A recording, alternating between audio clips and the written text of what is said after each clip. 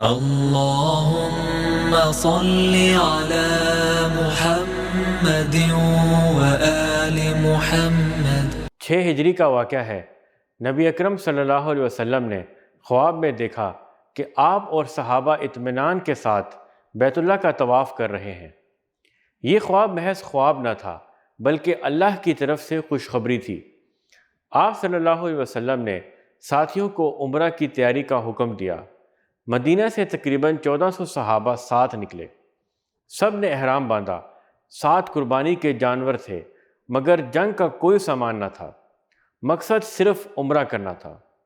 جب قریش کو خبر ملی تو انہوں نے طے کیا کہ مسلمانوں کو مکہ میں داخل نہ ہونے دیا جائے۔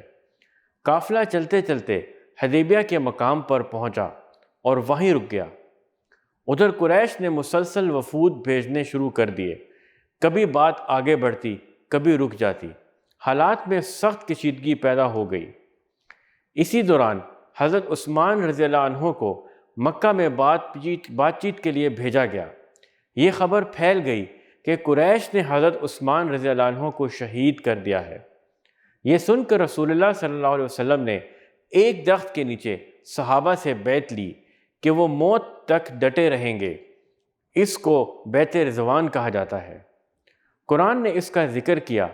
اللہ مومنوں سے راضی ہوا جب وہ درخت کے نیچے آپ سے بیعت کر رہے تھے۔ یہ بیعت مسلمانوں کی جانثاری کی روشن دلیل ہے۔ پھر قریش کی طرف سے حضرت سہیل بن عمرو آئے اور معاہدے کی بات طے پائی۔ معاہدہ لکھا جانے لگا۔ حضرت علی رضی اللہ عنہ لکھ رہے تھے۔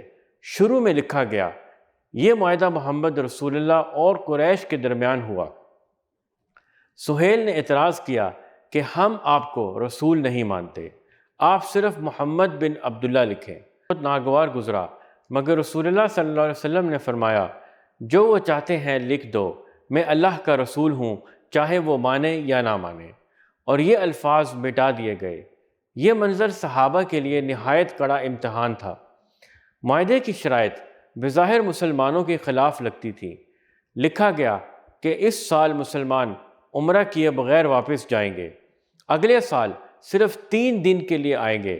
اگر مکہ کا کوئی شخص مسلمان ہو کر مدینہ آ جائے تو واپس کیا جائے گا، لیکن اگر کوئی مسلمان مکہ لوٹ جائے تو وہ واپس نہ کیا جائے گا۔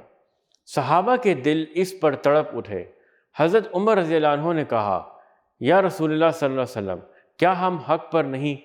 آپ صلی اللہ علیہ وسلم نے فرمایا، اللہ نے وعدہ کیا ہے، وہ اپنا وعدہ پورا کرے گا۔ جب معاہدہ مکمل ہوا تو رسول اللہ صلی اللہ علیہ وسلم نے صحابہ کو حکم دیا کہ قربانی کریں اور سر منڈوا لیں، لیکن غم کی شدت ایسی تھی کہ صحابہ کچھ دیر ہچکچائے۔ یہ دیکھ کر ام سلمہ رضی اللہ عنہا نے مشورہ دیا، یا رسول اللہ، آپ خود قربانی کریں اور سر منڈوائیں، صحابہ خود بخود آپ کی پیروی کریں گے۔ آپ صلی اللہ علیہ وسلم نے ایسا ہی کیا اور سب صحابہ نے فوراً عمل کیا۔ یہ بھی ایک سبق تھا کہ رہنما کا عمل ہی اصل تحریک بنتا ہے۔ قرآن نے اس معاہدے کو فتح مبین کہا۔ بے شک ہم نے آپ کو کھلی فتح عطا کی۔ بظاہر سخت شرائط تھیں، مگر حقیقت میں یہ اسلام کی سب سے بڑی کامیابی تھی۔ امن قائم ہوا، تلواریں تھم گئیں اور اسلام کا پیغام کھل کر پھیلنے لگا۔ ان 2 سالوں میں اتنے لوگ مسلمان ہوئے جتنے پچھلے 19 برسوں میں نہ ہوئے تھے۔ انہی دنوں میں خیبر فتح ہوا اور بڑے بڑے سردار ایمان لے آئے۔ یہی صلح آگے چل کر فتح مکہ کی بنیاد بنی۔ ناظرین، صلح حدیبیہ ہمیں یہ سبق دیتی ہے کہ کبھی وقتی نقصان دراصل بڑی کامیابی کا مقدمہ ہوتا ہے۔ صبر، تدبیر اور اللہ پر بھروسہ ہی اصل جیت ہے۔ اے اللہ، ہمیں صبر اور حکمت عطا فرما، ہمیں اپنے فیصلوں کو اپنی رضا کے مطابق کرنے والا بنا، اور ہمیں وہ فتح نصیب فرما جو دین کے غلبے کا ذریعہ ہو۔ آمین۔